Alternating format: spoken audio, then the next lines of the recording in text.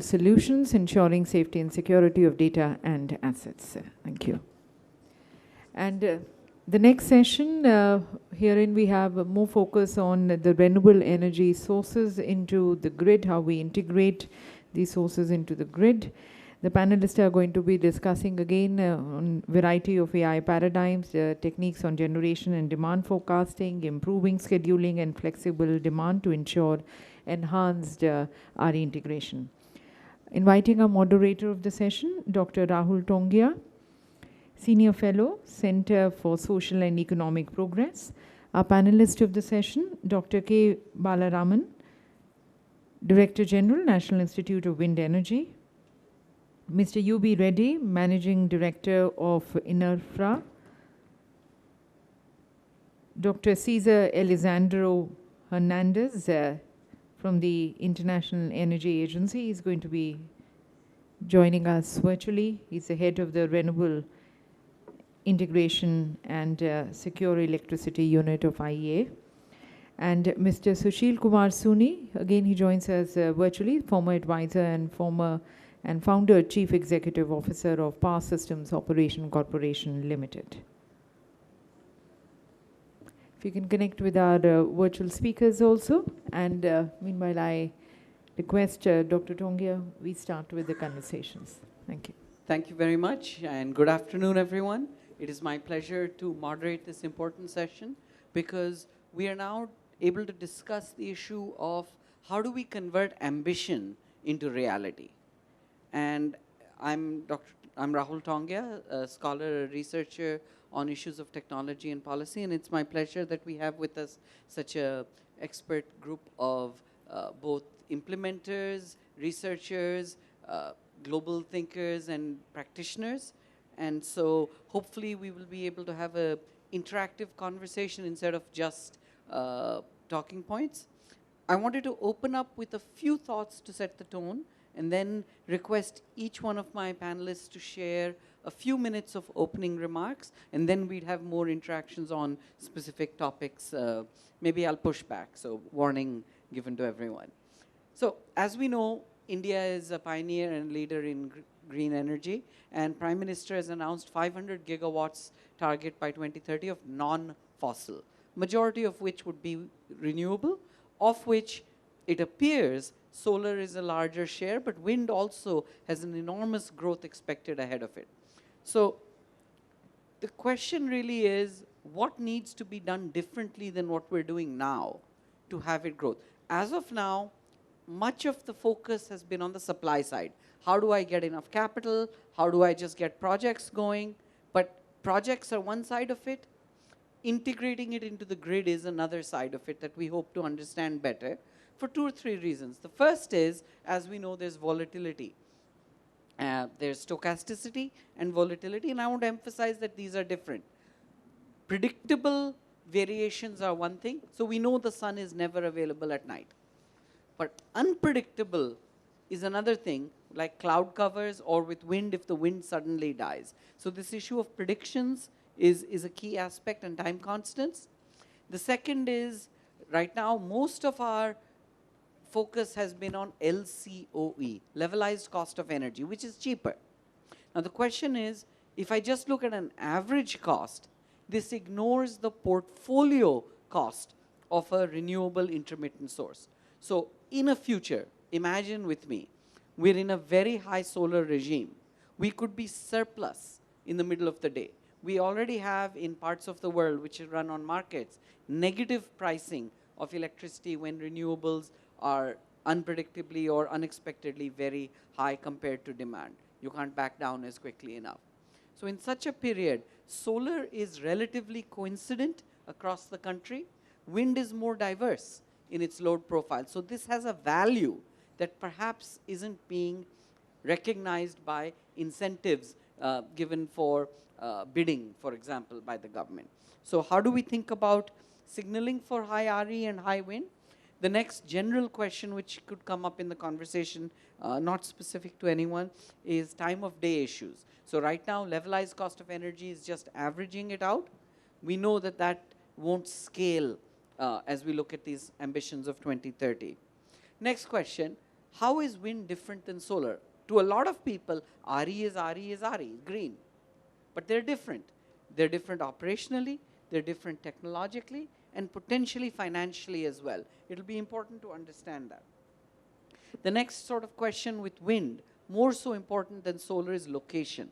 Because solar profiles across India are relatively similar. Obviously, there's a little bit of variation. Pollution levels could matter more in urban areas, but otherwise it's relatively close. Wind, of course, is exceptionally locational dependent. So it's not only that you get different classes of wind speed, which gives you your output in a location, but also the profiles, seasonality. North India, Rajasthani wind is very different than monsoon wind in the south. What does that mean for an integration? What does that mean for bidding, pricing, and value? Is very important, because right now we're not thinking like that at a national level. And then the last sort of general question is storage.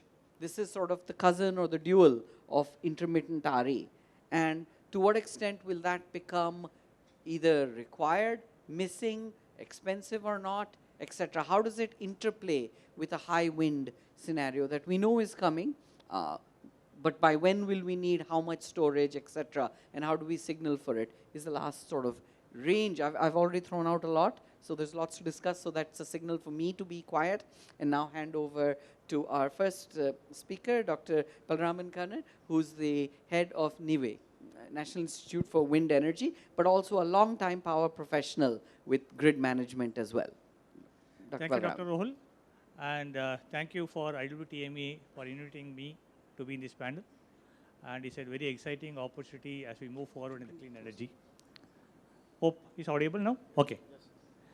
So, and Rahul has covered the range of questions, what should be there, and what are the issues in hand. And as you are aware, today we are moving towards the more focus on the clean energy. And the government is really pushing with a 500 gigawatt of target by 2030. And moving forward, it is not just we are talking about the interconnection within the country or the neighbors, but we are also talking about one world, one sun, and one grid. So that means that we are going to create a grid of the entire world to be a single grid. Because when you're talking about single grid, we are trying to talk about the sun and wind never sets. And next, very important, see, there are a lot of misconceptions out there, because since the focus is on the wind today, I'll try to focus on the wind aspect here. So since we are having a wind profile is entirely the western part of the country, where we are having right from Rajasthan till Tamil Nadu, okay, where the wind, and the profiles are, I rightly pointed out by Dr. Rahul, that the profiles are different. And when we say, many times it's a misconception saying that wind is available only for 5 months or 4 months. What we should do for the rest of the period. But if you see really the data and what with the analysis, we have done analysis with the 140 gigawatt case. With the 140 gigawatt of wind in the country by 2030, we see that the maximum generation is going to be around 102 gigawatts. But very importantly, there is no zero generation. The minimum is going to be around 7 to 8 gigawatts. So at the end of the day, at any point in the country, you have the wind. So the variation is going to be from 8 gigawatts going up to 102 gigawatts. So definitely we are going to have the management. It's not an issue. It's not going to be zero. That's one point we know to make it very clear. And next very clear is on the forecasting. And the NIWE, we have created a center of excellence in the forecasting. And our forecasting accuracy on the day ahead on the wind is 90% plus. On the intraday, we went up to 94 to 95% plus. So the prediction of the wind is fairly accurate. And many a time people try to say that the solar prediction is going to be more easy compared to wind, but our experience says the solar prediction on the near term, that means the next 1 or 2 hours, is very easy. But if you're talking about the day ahead, particularly because we are not talking about clear sky anywhere. So we are having the cloud, we are having the cloud movement. So for us, the predicting the cloud for the next day at a particular point of time is the most difficult aspect. Okay, this is the one area, because for wind part of it, since it's going to be the inertia is going to be high, and again, there is no case wherein the wind suddenly drops down. Wind never suddenly drops down. The inertia of the wind is going to take, for example, if you are generating the full power, a full power generation is going to happen only at around 10 meters per second above. The wind speed is coming down from 10 meters per second to the 3 meters per second is going to take at least a couple of hours. Okay, it is not like the cloud is going to come and block the generation. That can never happen in wind.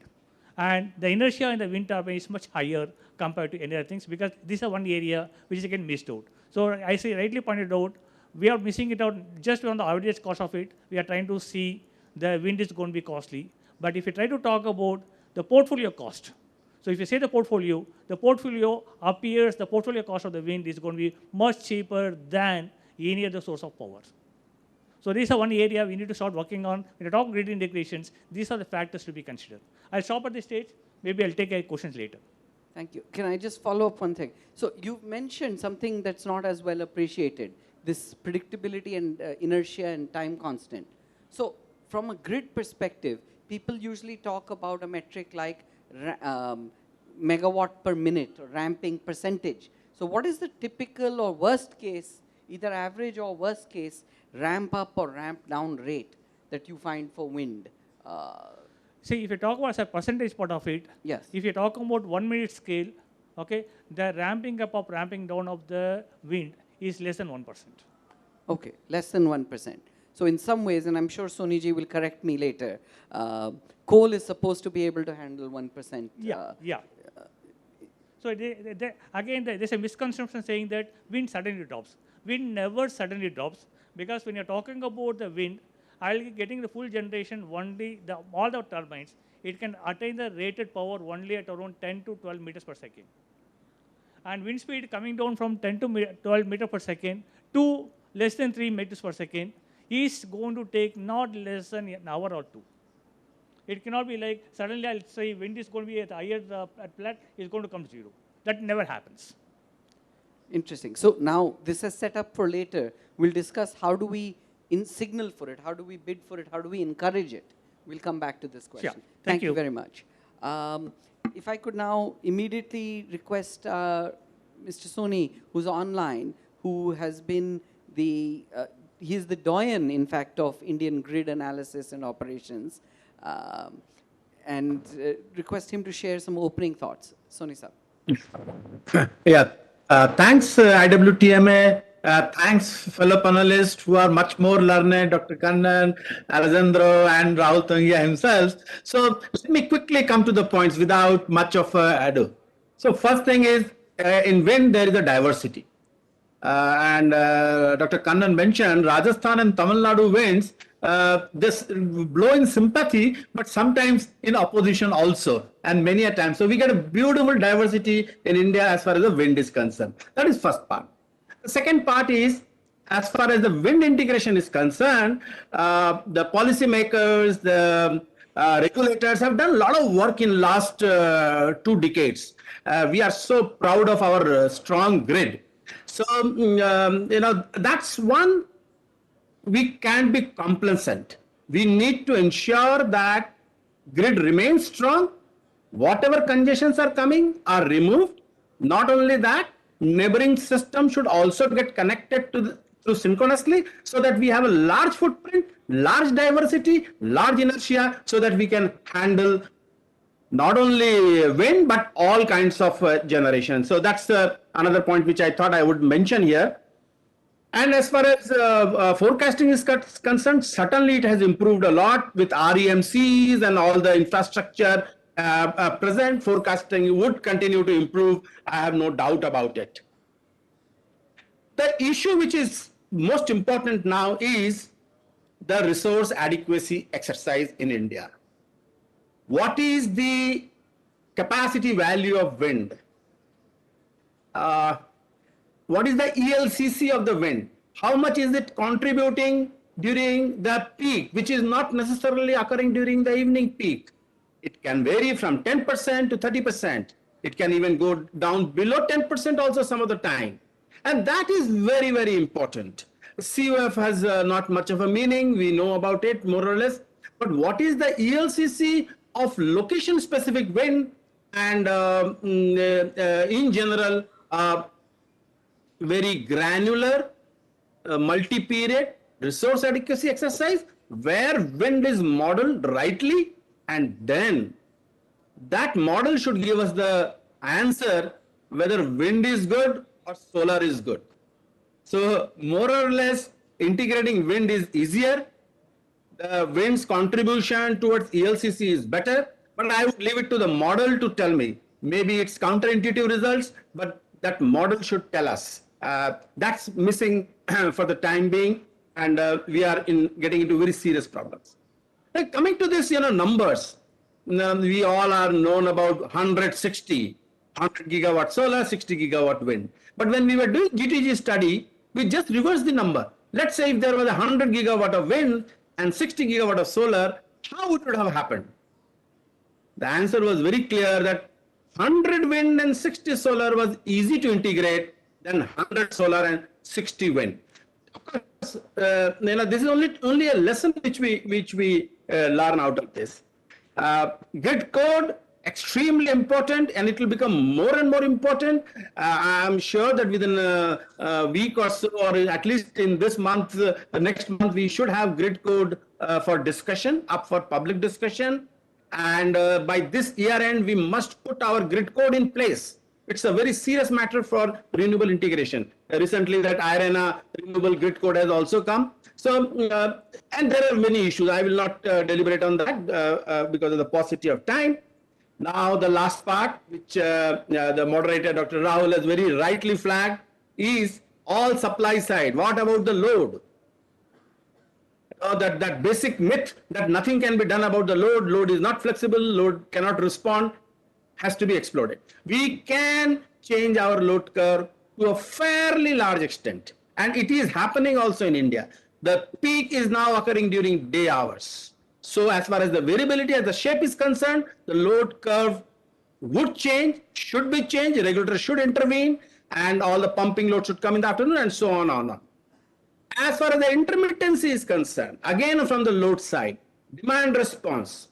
For the last 1% of the 1% of the load duration curve, demand response is the answer, and not only adding the capacities. So I would stop here, and I would say the resource adequacy exercise, transmission, grid code, these are the basic things for integrating grid. Thank you. Thank you, Soonee sir. Just one follow-up. So you and Dr. Kannan have both sort of mentioned that wind has a higher value than LCOE gives you. And in your GTG study, you found a reverse was easier to handle. But yet, at the same time, if we look at CEA, Central Electricity Authority, sort of optimal grid mix 2030, 27, and so forth, they have 2:1, 2 solar, 1 wind. So we need to come back to this and maybe reconcile it, perhaps. So any immediate reactions to this dichotomy or this divergence? Yeah. So what I would say is that the resource adequacy exercise, that rigorous resource adequacy exercise, we are yet to get a handle on it in India. So any number which people are saying, whether all the factors have been assumed or not, whether wind with 100-meter hub heights, whether the better windmills have been factored, and all those things have to come in. And that preparing data for the resource adequacy exercise itself will be an exercise by so we should move in that direction, then only talk about those numbers. Thank you. Thank you. So certainly more studies that have more granularity, more uncertainty, and diversity of these technologies and locations, I think, will be very critical going forward. Thank you. It's now my pleasure to invite and request Mr. Hernandez, who is with IEA, of course, well known globally and in India, and request him to share both high-level remarks on this topic, but also any international lessons that are relevant for India. Because India is a pioneer, but at the same time, there's a lot of learnings from the world, especially Europe and the US, which are much higher in wind. They have better wind speeds, more percentage wind penetration is already there in many countries. And India has not yet, for example, gone in a large scale for offshore wind. It's just one future potential evolution as well, which is costlier, more expensive, but at the same time more stable. So these are the trade-offs that we have in a grid planning perspective. Mr. Hernandez. Thanks so much. First of all, thanks so much for the invitation to the International Energy Agency. I'm very happy to be back in India. Hopefully, we'll be able to go back in person as soon as missions are available again in the International Energy Agency. I'm looking forward to go back. And thanks for inviting to this panel. The things I would like to share, there are many things that have been done, and maybe I'm just going to restructure many of the ideas that have been said. I think the first step for us to think on how to handle renewable integration in an efficient way, I would suggest to start by saying we should stop thinking on the old paradigm in which all the services that are needed for the secure operation of the systems were provided by the same technologies. No, in the good old times, we only had dispatchable plants, basically. No, either hydro, either thermal. No, but they would provide what we call the power system services, which of course is energy, and we tend to think always in LCOE. We tend to think on the energy part, but of course it's adequacy, as has been mentioned. But it's also the flexibility or the ramping capabilities, and also the stability part. No, when we start thinking on the inertia, no, we're already thinking a bit on that. And before, all the technologies were providing on that. So I think that the first step is to say, okay, we should break this paradigm, no, and we should start thinking on a new one in which different technologies, they have very different capabilities. So renewables, they have a huge advantage to provide low carbon energy, which can be very cheap. And there are other technologies that will be able to provide ramping, and the other technologies that can provide the stability and adequacy. And each of them, they will have a certain amount. No? So when we are starting to think, okay, which is the load capacity, carrying capacity of wind, we're already thinking that there is a contribution of renewables, which is fair, and it has to be properly acknowledged. So I will start by this point, saying, okay, you have different services, and not every technology should be providing all of them. An efficient planning should consider that each technology will provide different services, and you need to get the best out of each of them. So once we break this, I think it's much easier to head. And I think what is more important also is that this contribution will be changing as the time goes by. So in the beginning, the wind contribution to adequacy, it will be higher, but that's not what is happening already in many wind-rich regions, is that as you have more penetration, there is more abundance, which is great, but then your critical hours starts moving to a different times of the day. And this is what is happening, for instance, in California and in my home country, Mexico. Solar has a fantastic adequacy contribution in the beginning. If Mexico gets all the potential in the solar, what is going to happen is that many of these critical hours in the system, they will start happening during the night, which is a great news, no? But this will be changing as the system evolves. So there is no such a thing as a technology providing this. It's a technology with a certain characteristics in a certain system, right? With a certain characteristics. So I think this is very important for us to keep in mind, and not to have these conceived ideas, I would say. No, we have to look with fresh eyes each time. And then I think I'm very happy also to say, okay, there is also, once we get into this paradigm, we have to understand very well how our resources are behave in our specific situations. And then I'm very glad of this to be mentioned. This is a fact that is often forgotten. Indeed, solar, what happens with solar is that you need very large ramps, but it's very nice because you know pretty much how much sun you are going to get the next day. And and then the question is like, okay, can you handle this kind of ramps or not? And so far, systems they have managed. A lot it has been done, basically refurbishing, making the rest of the fleet being more flexible, being capable of ramping faster. But this can be done in a relatively cheap way. And with wind, also, you don't have this kind of ramps, this kind of contingency in which the wind disappears suddenly.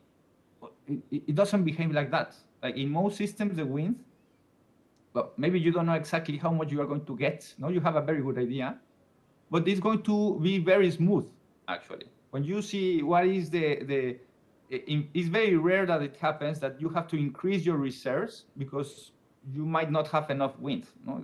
That's very rare, really. And if you have too much wind, in the worst case, you can curtail a bit. So it's not really a risk of having too much. But so it's very smooth actually, and this kind of contingencies are very rare, are very easy to handle. In general, our systems were already designed to cope with increases in demand and the reduction with demands, and with contingencies. And you can go pretty far with wind already with these kind of parameters, the ones which you are operating. So I think that the first, we can go pretty far. I think this is the kind of good news that we have learned. If you ask me from the international experience, we know that there are many technological answers that will come in the future, and they will be needed at some point. But you can go very far with the better forecasting, refurbishing your existing assets, making an efficient use of your transmission grid as well. So this kind of things is really making the most of what you have already, and you can go pretty far using this kind of approach. You can have already large shares of renewables without going into the future. I would say that will come. I'm sure this will come, and this will be needed at some point. But for the time being, it's just a better way of how do we handle our current process. I will finish my intervention. You are asking about the offshore wind. Indeed, it is at the IEA we have even considered this offshore wind is a third type of variable renewable. We tend to think on solar and wind, but it's worth to think on it as offshore wind, onshore wind, and solar PV. And run-of-river hydro, by the way, is also the one we should be thinking on variable renewable. And offshore wind has different capabilities. It is smoother. It has a larger capacity factor, but in a world in which we will have large shares of variable renewables, it's not only the capacity factor that matters, it's the value that you're bringing to the system. So it's when those extra hours, once again, sorry to bring all these Mexican examples, in Mexico, already onshore wind has 40% of capacity factor, which is marvelous. The thing is how much extra you will get with a 60% capacity factor that could have offshore wind. Well, this extra, how much it costs, but more important, how much it is the value added. And in Texas, there is this fantastic example. The wind that is coming from coastal, it doesn't have such a good capacity factor, but it has a great correlation with the high price hours of the system. And the system operator is very happy to have this wind there, blowing the right hours, in the evening when it's matching the ramping down of the solar. So the more we get into larger shares of renewables, these extra hours will be very important. There might be few hours even in the year, but they might be very, very expensive hours. So it's once again, we will move from a world in which we are thinking on the capacity factor is more okay. What is the value that this energy, and we will come to a conclusion that maybe even smaller, like very small capacity factor for certain plants, like hydro plants that might be producing even 15% of the hours of the year, 1,200, something like that. They might start making sense, because these hours, they might be very expensive and very useful. So I will stop here. Thanks so much. Thank you, Mr. Hernandez. I think a couple of very insightful points I want to re-emphasize. One is occasional curtailment is not a problem. So you can oversize, quote unquote, compared to never curtailing. I think that's the wrong design architecture. Second, of course, as you mentioned, I think the concept that policymakers need to move towards is net demand. So that is demand after removing VRE treated like negative demand, because that really emphasizes the times of day when you need more supply. So you gave the Mexican example, not just the high CUF, but it's coming in the periods when it is most valuable. So I think that sort of a signaling is missing from the government and other perspective. And we'll come back to that issue. How do we get to that regime or that paradigm in India shortly? Thank you. I will now turn over to Mr. Reddy, who's managing director at an EPC company. So they have, I mean, to us academics, it's always important to get to the real world, as it's called. So maybe you can share both your experiences towards issues of location, but also planning, where things are getting set up. Why aren't we repowering, for example? Because location, some of the best wind sites in India were earliest at lower hub heights. Mr. Soonee mentioned we need to now rethink with newer technologies which are improved. So, Mr. Reddy, over to you. Thanks, Dr. Rahul, and thanks to IWTMA, Mr. Giri sir, for having me here. And my fellow panelists here on the session are great experts on the grid, but I come from the operational experience on wind farming, so I'll try and share what I have been experiencing and what the problems we face as an industry. Before specifically going into what Dr. Rahul has asked, maybe just to take it forward from what Dr. Balaraman and Soonee Saab has said, I agree with most of the points, but specifically on one or two issues like the scheduling and forecasting.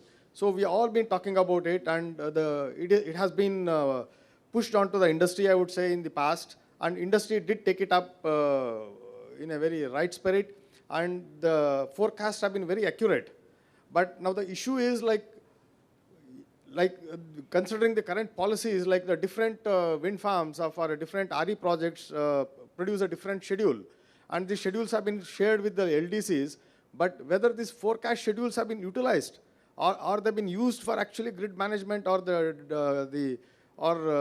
forecasting the demand side requirements, etc.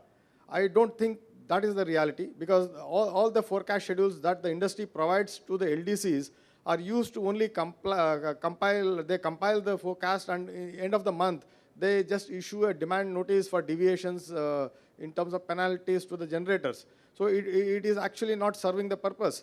So I think as policy makers and the experts sitting here in the room, we need to think whether this procedure of asking every RE project to do a scheduling is good for the sector, or should the forecasting and scheduling be taken up at a central level?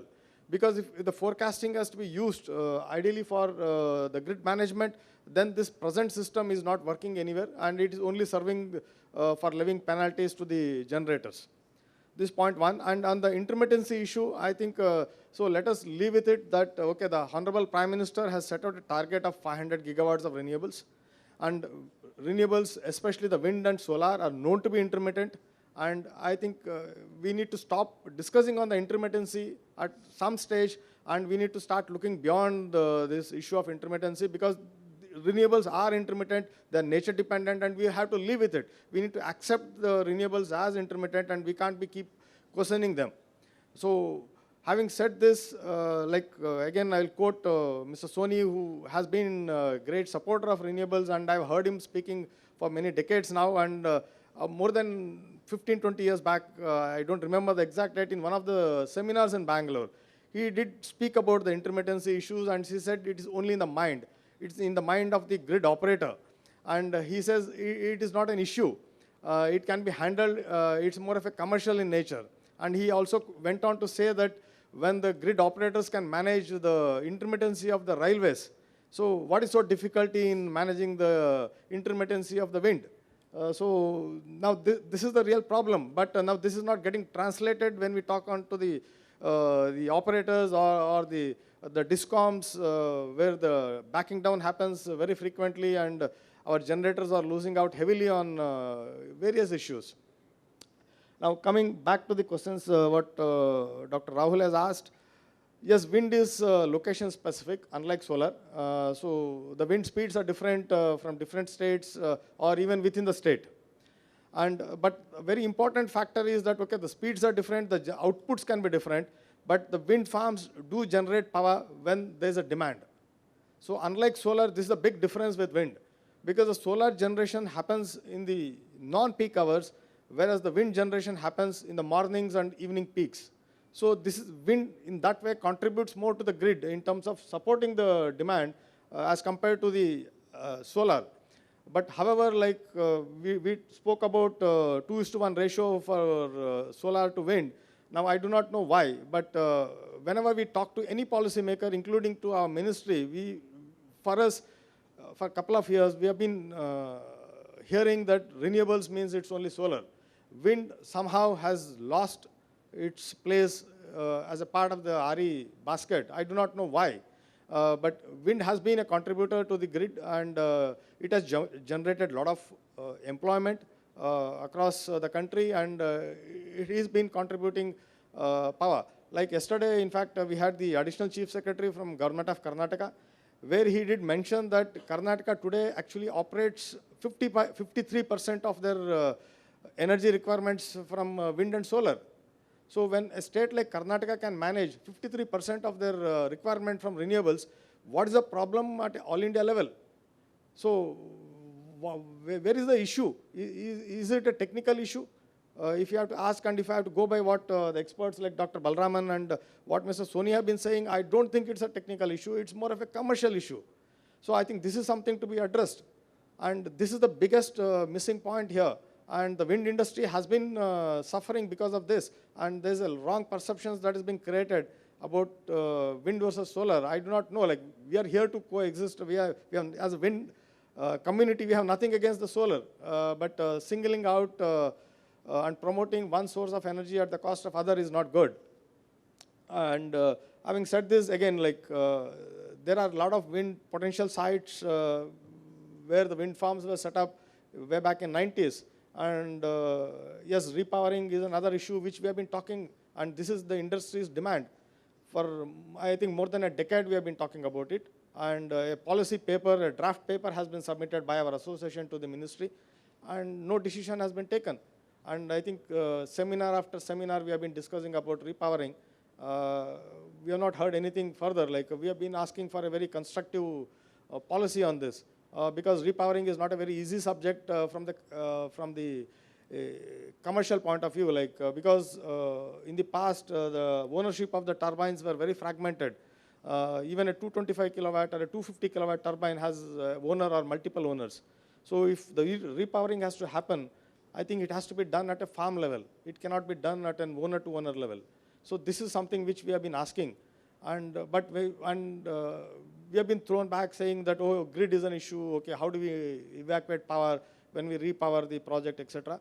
But we have done studies on this, and in fact, me and Dr. Balaraman were together on some of these panels, and we have seen that, like, for example, in a wind farm like Muppandal in Tamil Nadu, which is one of the oldest wind farm in the country, and which has some of the best wind potential in the country as well.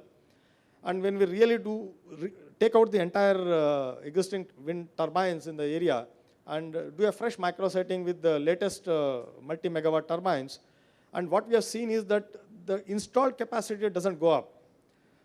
But however, the generation actually will be increased by at least 2.5 times. And this is something which we have seen it, which means, like, if the installed capacity doesn't go up, where is the question of evacuating power? The existing grid would actually absorb this power, because the existing systems, whatever we have deployed, they're not utilized to the optimum level. Now, what we need is a policy to actually address these commercial issues. Now, other commercial issues on repowering could be an issue of how do we treat the existing power purchase agreements or the wheeling and banking agreements. Now, the government wants us to actually say, like, when the repowering happens, if there's a PPA with the government where the tariff is, let us say, 4 rupees, they say the repower project will have a tariff as per the bidding norms. We all know the tariffs that are discovered under the bidding, they're quite low, and they are not sustainable. Now, when an investor is enjoying a higher tariff, and where he has a visibility for next maybe 5 years or 10 years, why would he come in and volunteer for repowering of his turbine? Commercially, it doesn't make sense to him. So we need to address these issues if repowering has to happen.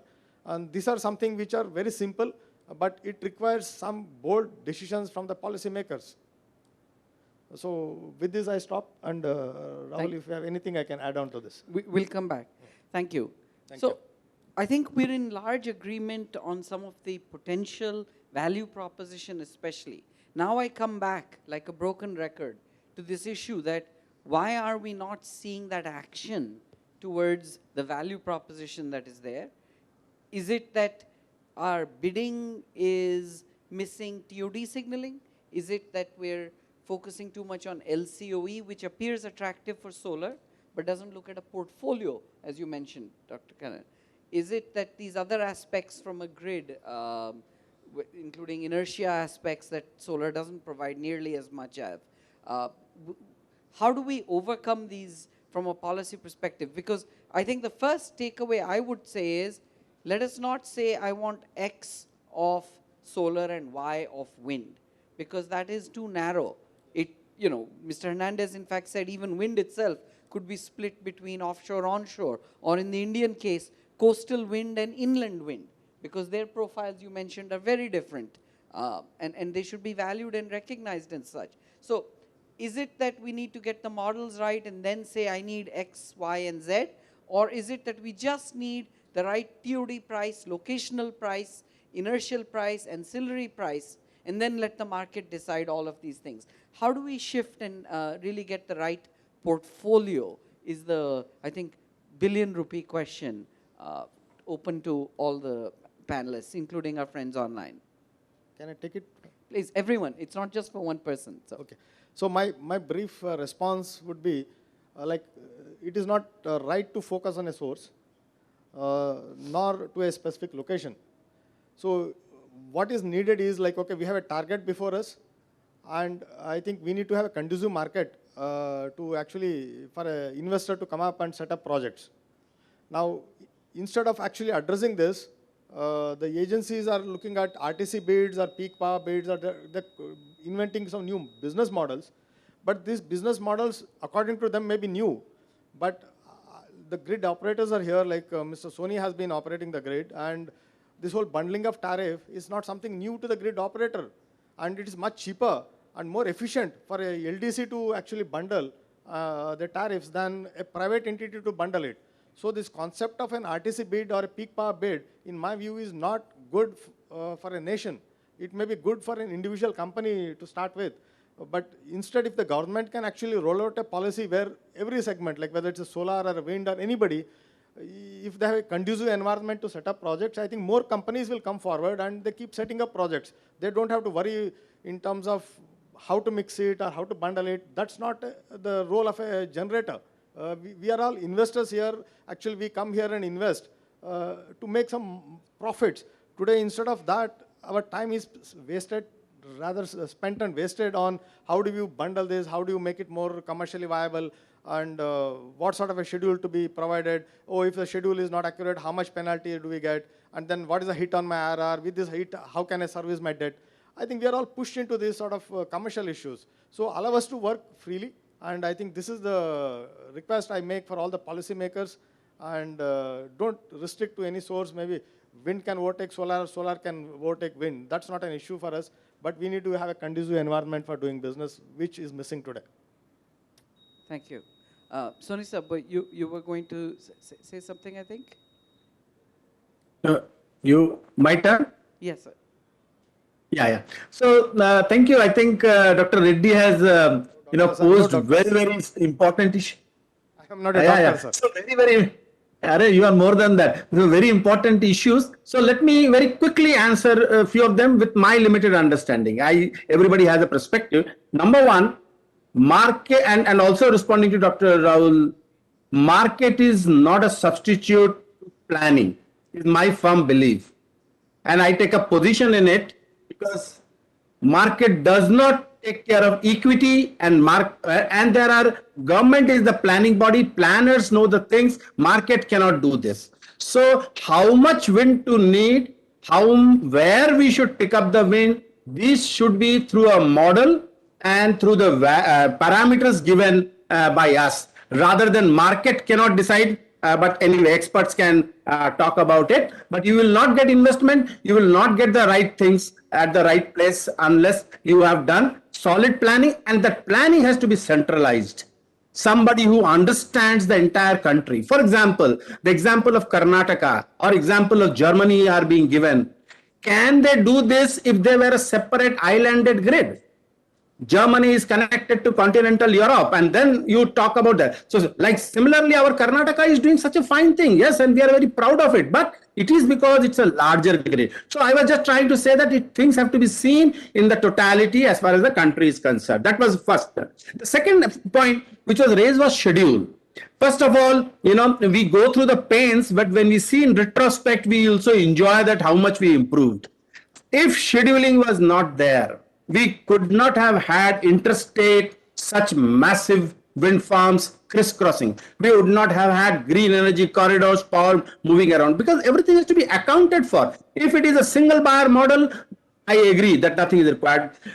Coming to the point, what is scheduling doing? Scheduling is the data based on which the operators work. So scheduling is extremely important. These are used. And now coming to who should do it. So the debate over decentralized versus centralized is over. It is not or, it is and. Every plant also does it. And on top of that, for security purpose, the load dispatcher at different levels also do it. So I think that example is also there. Coming to intermittency, I agree that, wind gradient, the ramp, and I have not seen that kind of a thing. People say that wind has suddenly gone, but I say, please investigate. What happens is that the fault right through, some fault has, dropped off the many feeders. As a result, so much of wind generation is lost. But for that, wind is not responsible. For that, protection systems, the standards, those are responsible. So that more education is required and compliance to the grid code are other. More issues I will flag and then not take much time. One is, think over it whether single part tariff is good enough for renewables. Should we not have multi-part tariff or two-part tariff to simplify? How much should be the fixed cost component? That's a matter of debate. For example, we have gone through the hydro. It was a single-part tariff, but then later on it was converted into two-part tariff. It has worked. That would solve many, many problems of, curtailment and other things. But just flagging it, that too much simplification of keeping it as a single-part tariff is also a source of an issue. Other point is, we have many actors, we have come a long way as far as the grid is concerned, but we need a new actor named aggregator, who is much beyond qualifying coordinating agency or a trader or a broker. No, he is an aggregator. And that is very important as far as the wind is concerned. You can firm up the capacity. And I agree that instead of bundling and all that, one-time contracting, an aggregator would add value to the whole system. Thank you. I stop here. And if there are coming out, I missed one point about the battery storage, which Dr. Rahul had flagged earlier. My take on that would be, yes, we need storage. There is no doubt about it. But then what kind of storage? Parts. One is, from the bottom, we should come with the chemical storage batteries. They are of choice, and we should be very live to the technology. But as far as from the top is concerned, it is the pump storage. We cannot have gigawatts of battery at this point of time. So we should go for the pump storage from the top and battery from the bottom. Thank you. I stop. Thank you, Mr. Soonee. We're actually close out of time, but I will give a chance for the last word points to Mr. Hernandez and then Mr. Kannan. Mr. Hernandez, you've been patiently waiting. Very briefly, if you could, sir. Yeah, very, very quickly. I think the question why this is not the value part has not been translated. I think there are many ways to do it, and it has to be, each country has to find a way that is consistent with the all investment framework. So there are examples like in Australia, in which they have passed everything to the market, but the way the electricity market in Australia is done is very particular, and it has been carefully crafted for all the investments to be considered. So they are the retailers, the one doing this calculation. There is retail competition in Australia, and if they have an expensive technology, in their contracts, they will lose competitivity. And so they are the ones doing these numbers on what extent wind and solar, which one is provides the best value for money. So they have decentralized this to the retailers. And there are many other systems that are doing, as Mr. Soonee recommends, well, you do a central planning, and And there are hybrid systems even. Like in Mexico, what was done also is like, okay, you have a central planning, but then you do auctions in which you do adjustments. A central planner says, okay, I think solar provides $5 per megawatt hour extra value here, and wind, it provides a minus $2. And then you do auctions, and this has a great advantage of having the market giving you surprises, because there are some locations where you were not expecting, in which actually relatively expensive energy sources in LCOE terms, actually you realize that they are providing great value for the system. So there are these kind of hybrid systems which the planner gives their views on how the system could work in the future, and then the market provides you the surprises saying, well, in that case, I can bring wind when there is not so good resources on wind, no, for instance. So I think as long, the secret is for you to have a investment framework that is consistent. No, there are many ways to do it as long as you tick all the boxes. I will stop here. Thanks. Thank you. I think plans become moot, but planning is invaluable. So last, briefly, if you could. Yeah, thank you, Rahul. There are a couple of points have already been addressed, and the critical issue what we are seeing in the RE sector is, like already pointed out by Soonee, is a grid compliance. Grid compliance issue not only in this country, but it is an issue across the world, where the IECRE already formed a working group 10, where you are working on the grid compliance issue.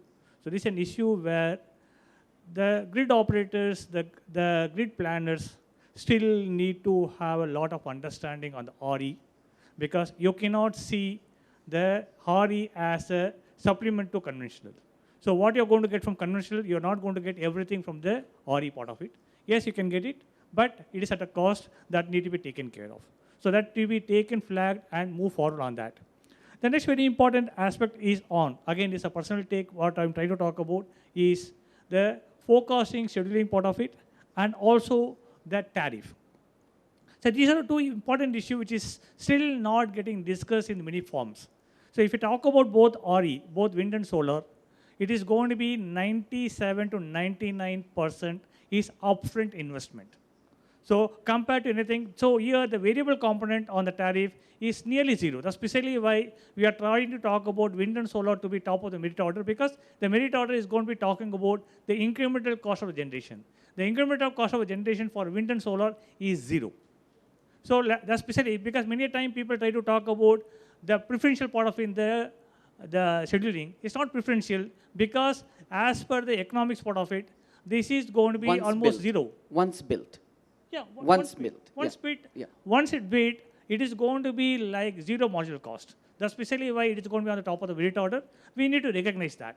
The next thing is, if you're trying to talk about, if you say the tariff of the wind and solar is going to be location specific, okay, depending upon what's the resource available, and you're going to have the denominator effect. If the denominator is going to be higher, the overall value is going to less. The LCO is going to come down.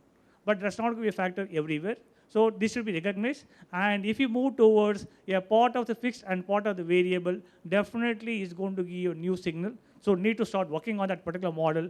And if the industry to move forward is a very important aspect, as rightly pointed out by Soonee sir. So it's an important thing we need to move forward. The next very important, the scheduling of forecasting. Today, if you talk about scheduling forecasting, this is being done only for penalizing the RE generator. Okay, this has to move forward.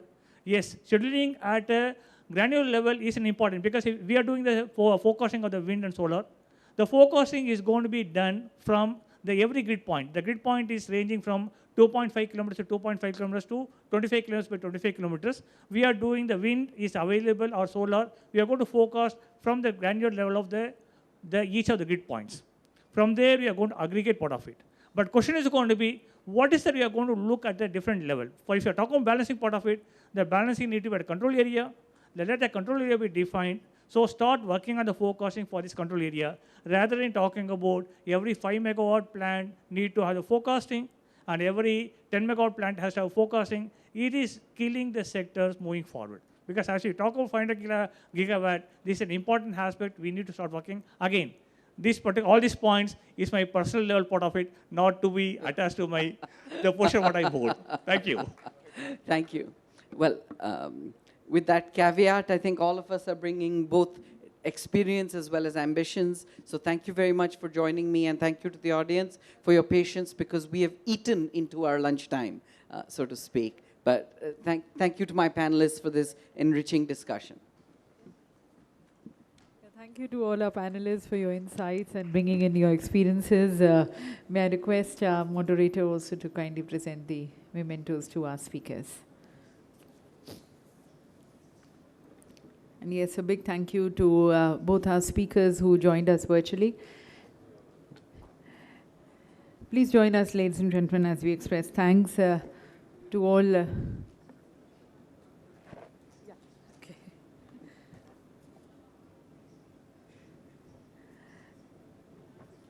And we have Mr. Gurunathan thanking our honorable speaker, moderator of the session.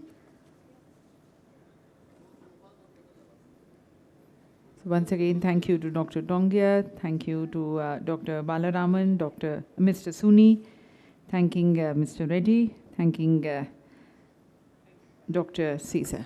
Thank you.